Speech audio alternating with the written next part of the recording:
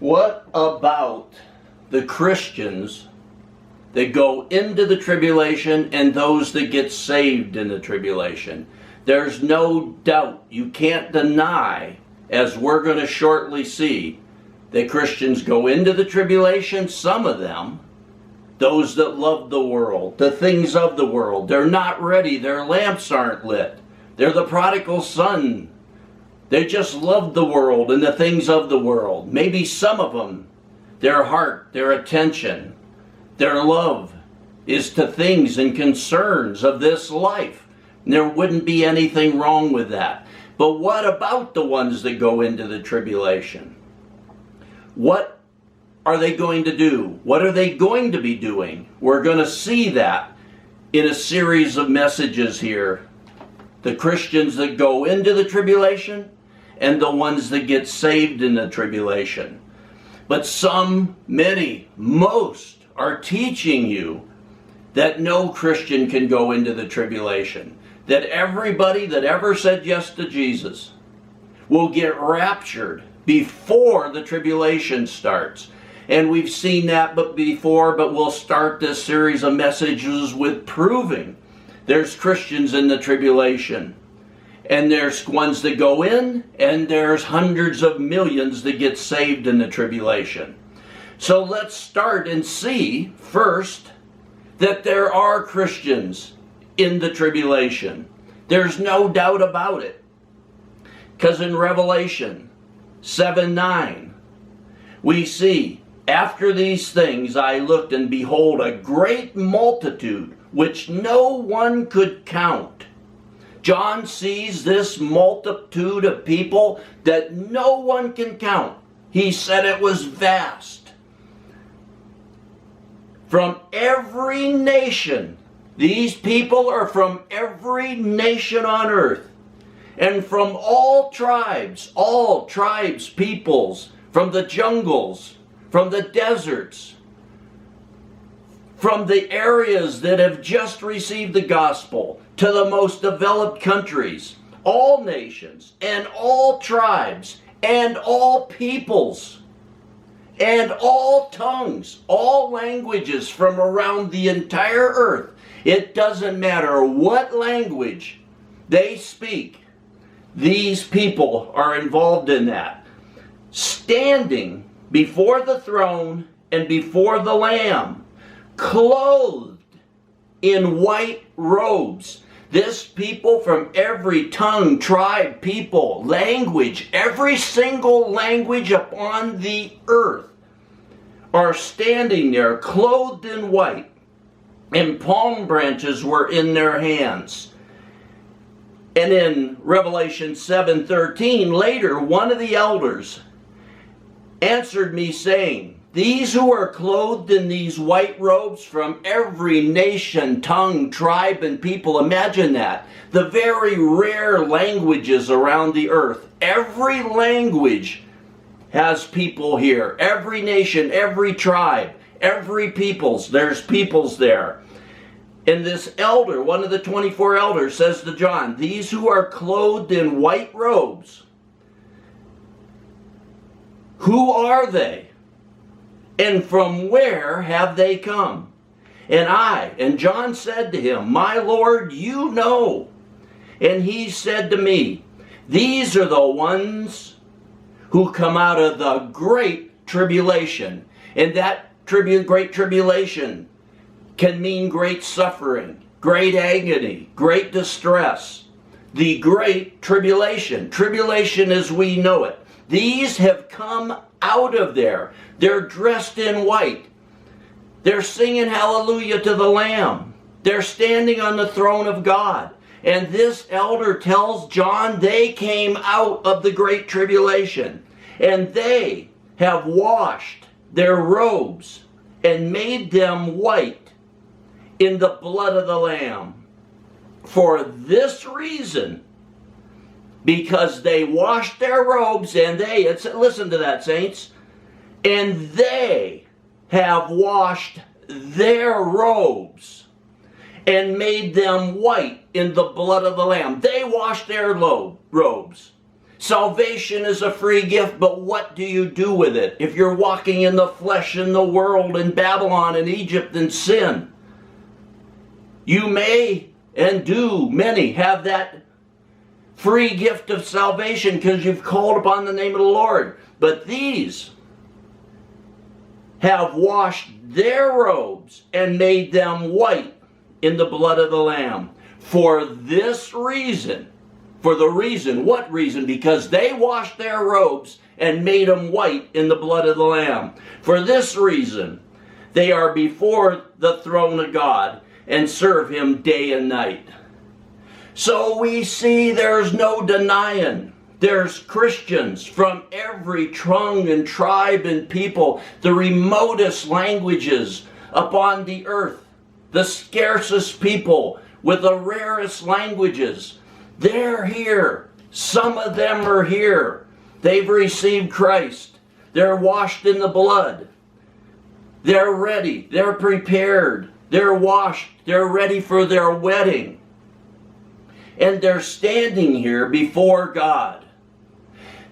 Now, many people, in a silly way, they want to tell you that every Christian will get raptured before the tribulation no matter what they're doing, and then Jews, as Jews, will go around the entire earth during the turbulent times of the tribulation, and they make the tribulation, they're on the broad road to destruction, they make it much worse than it's going to be.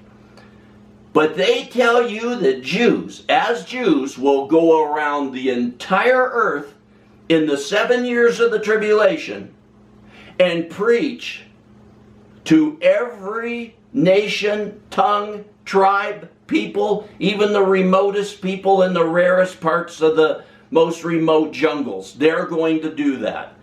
Saints, silly is silly. The church will do the church's work. These were dressed in white, as it said in Revelation 9:7-9. Standing before the throne and before the Lamb, clothed in white robes, white garments. As we've said before, the last two churches in the book of Revelations, the message to the church, Philadelphia and Laodicea. Philadelphia, he had not one bad thing to say about. And he told them in Revelation 3:10, because you have kept the word of my perseverance, I also will keep you from the hour of testing.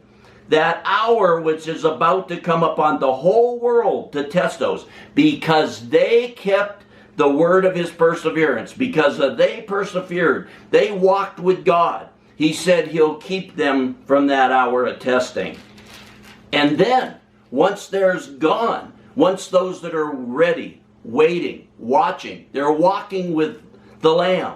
They follow the Lamb wherever he goes. Their lamps are lit. After they're taken in the pre-tribulation rapture, what's left? Laodicea. And what does he say about Laodicea? And why is it so negative? Because those that were ready, waiting, watching, and were prepared, they were taken. And then what does he say about the ones that are left? I know your deeds, that you're not hot nor cold. I would that you were hot or cold. So because you are lukewarm and neither hot nor cold, I will spit you out of my mouth.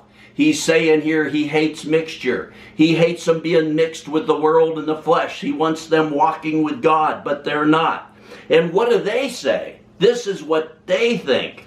In verse 17, because you say, I am rich. They're saying, I'm rich, and I've become wealthy, and I have need of nothing.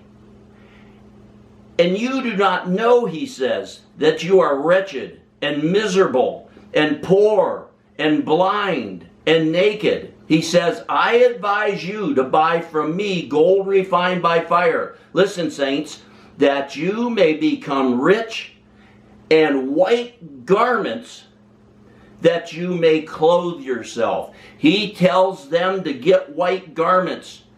to clothe themselves. They were naked. They weren't prepared for their wedding. They were in the flesh. They were in the world. They were in Babylon.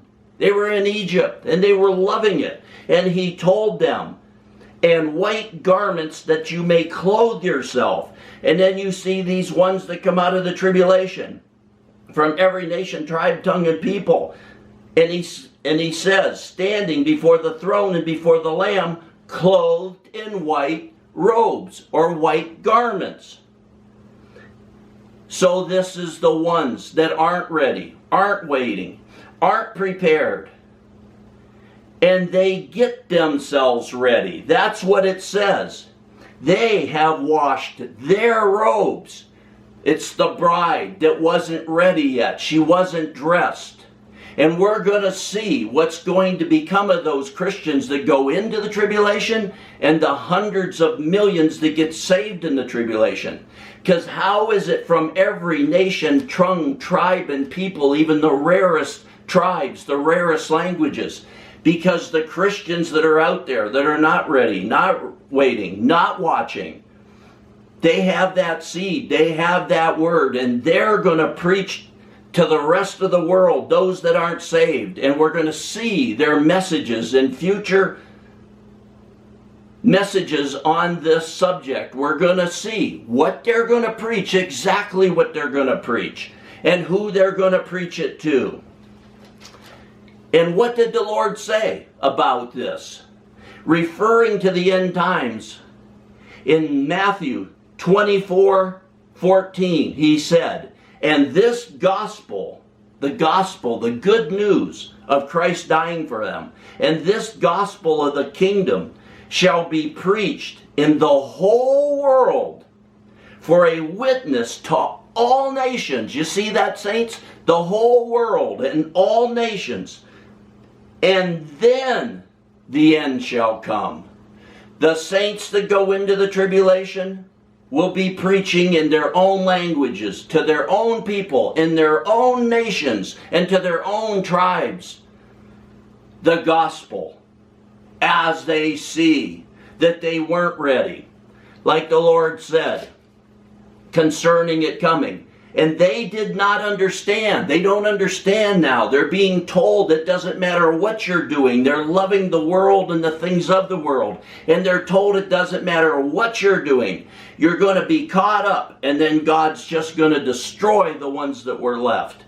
He's going to forcibly take you. Even if you have concerns here, even if you say, I'd rather stay for that 3.5 years and preach to my kids. I want to help my unsaved relatives. I want to help my neighbors. I want to do that because I wasn't ready. They say it doesn't matter. You're going.